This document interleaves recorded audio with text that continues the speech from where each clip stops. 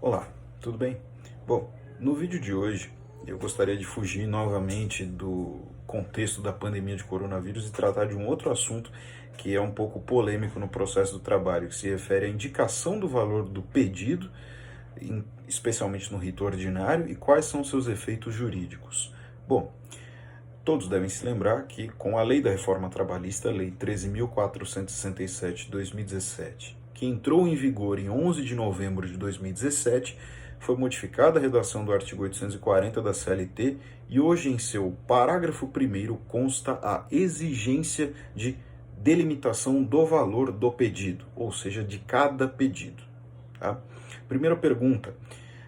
O que acontece com os processos que foram ajuizados antes de 11 de novembro de 2017, antes da entrada em vigor da referida lei? Não se exige a liquidação desses pedidos, nem por decisão interlocutória posterior. Essa decisão, com devido respeito, estaria equivocada, tendo em vista o princípio tempus resti actum, ali constante do artigo 14 do Código de Processo Civil de 2015. O ato processual deve ser praticado de acordo com a lei processual vigente ao tempo de sua prática. E qual é o ato processual praticado para se verificar a liquidação dos pedidos da petição inicial? O momento da propositura da demanda. Se a demanda foi proposta após 11 de novembro, já estava em vigor a lei da reforma, já estava em vigor a exigência de colocação do valor do pedido, portanto, deveria ser colocado. Se a demanda foi proposta antes de 11 de novembro de 2017, não havia essa obrigatoriedade, salvo, obviamente, nos processos sob rito sumaríssimo, aqueles até 40 vezes o salário mínimo, 40 salários mínimos. Para valores superiores, adotando-se o rito ordinário, não havia até 11 de novembro de 2017 essa obrigatoriedade de fixação do valor do pedido. Então esse é o primeiro ponto. Segundo ponto, colocado este valor do pedido, este valor vincula o julgador? O que eu quero dizer com isso? É possível que a sentença ou acórdão fixe que a liquidação vai se dar por cálculo sem observar os valores que estão na petição inicial?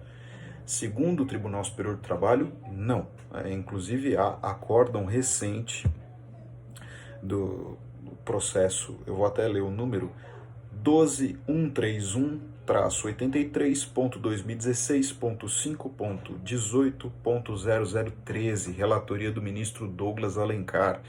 E ele apenas destacou jurisprudência pacífica do Tribunal Superior do Trabalho no sentido que, apresentado o valor certo do pedido, este valor vincula o julgador, inclusive quanto à liquidação da sentença. Do contrário, estaríamos diante de uma sentença ultra petita, né? Condenando o réu ao pagamento de valor superior ao pedido pelo reclamante. Então, sim, o valor colocado na petição inicial, segundo o Tribunal Superior do Trabalho, vincula o pedido, vincula a sentença, vincula o acórdão, vincula o julgador, e numa liquidação, o valor objeto da liquidação tem um teto, e este teto é o valor do pedido. Nada mais é do que o princípio da adstrição ou da congruência. Eu não posso conceder bem da vida em valor superior ao pedido, nem posso conceder bem da vida diverso do pedido. Eu não posso dar sentença extra petita, bem da vida diverso, ou ultra petita, bem da vida em valor superior ao que foi pedido. Então, eu estou limitado pelo valor do pedido. Bom, e como sair dessa circunstância naqueles pedidos em que não há possibilidade de uma liquidação clara, definitiva, objetiva? Primeiro ponto, voltando lá atrás. O que é liquidação? Em sucessivos mandados de segurança, os tribunais regionais e o próprio Tribunal Superior do Trabalho já se debruçaram sobre a questão e deixaram claro que a lei da reforma trabalhista exige apenas a delimitação do valor de cada pedido e não do cálculo matemático para se chegar naquele valor. E qual é a finalidade da delimitação daquele valor? Primeiro, possibilitar o cálculo dos honorários advocatícios sucumbenciais, em caso de vitória ou derrota do autor ou do réu. E segundo, delimitação da condenação, como já vinha decidindo a jurisprudência do TST antes mesmo da reforma trabalhista, inclusive para o rito ordinário. Então essa jurisprudência só foi reafirmada com a lei da reforma trabalhista e com este acórdão do ministro Douglas Alencar sobre a matéria. Tá? Então, eu não preciso demonstrar o cálculo matemático que me fez chegar àquele valor, eu preciso apenas fixar o valor. Muito bem, alguns pedidos não comportam liquidação exata. Por quê? Porque dependem ou de uma delimitação por prova pericial ou de um ato a ser praticado pelo réu. Quando eu falo de ato a ser praticado pelo réu, por exemplo, se refere à juntada de uma documentação para delimitação de valores para um cálculo. Por exemplo, se eu, autor, formulo pedido de equiparação salarial, eu preciso dos olerites do paradigma para definir de forma clara, objetiva, correta, qual é o valor da diferença salarial que eu estou pedindo.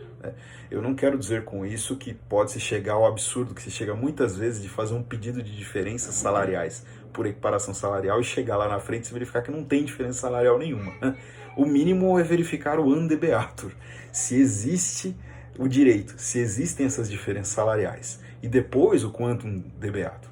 Ok, não é possível delimitar qual é o valor da diferença salarial, mas eu preciso, para formular um pedido sério, uma lide séria e não uma mera chicana processual, eu preciso pelo menos saber que existe alguma diferença salarial e depois calcular essa diferença. Mas eu, obviamente, eu, autor, dependo do ato do réu, da juntada dessa documentação, desses olerites, para delimitar quais são as diferenças salariais. Outro pedido, diferenças de horas extras. Eu preciso do ato do réu, da juntada dos cartões de ponto, para delimitar quais são as diferenças salariais, tanto dos cartões de ponto, diferenças salariais não, diferenças de horas extras, me desculpem, tanto dos cartões de ponto quanto dos recibos de pagamento, para delimitar quais são as diferenças. Eu posso até estipular uma amostragem, mas eu não tenho os elementos necessários para identificar quais seriam essas diferenças. Tá?